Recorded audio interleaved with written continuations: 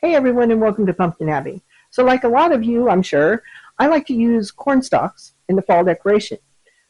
But around here in Tulsa, it can kind of be hard to find. When you find them, you gotta figure out how to get them home in one piece, and they can be expensive. So, I don't like any of that. I like to keep it quick and easy.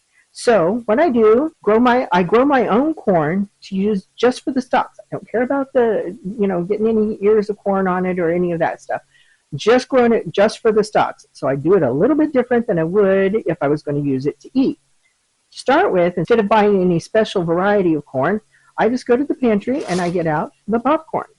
So I throw a handful of the popcorn kernels into water, leave it overnight, let it soak overnight, and then plant them up into the 40 count seed starting trays.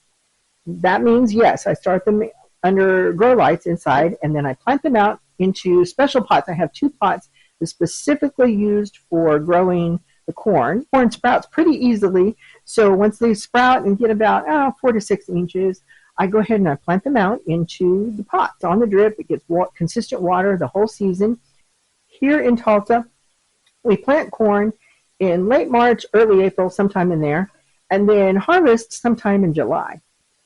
So through the magic of Pumpkin Abbey, let's go back to last March, and I'll show you how I did it, and then when we're done with that, we'll put it together and put it out in front of the house.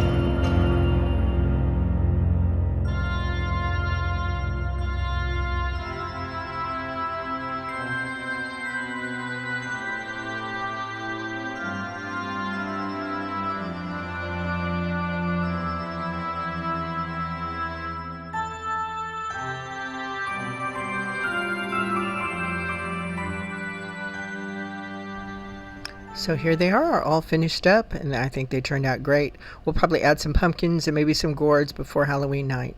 Anyway, thank you for watching, and we'll see you next time.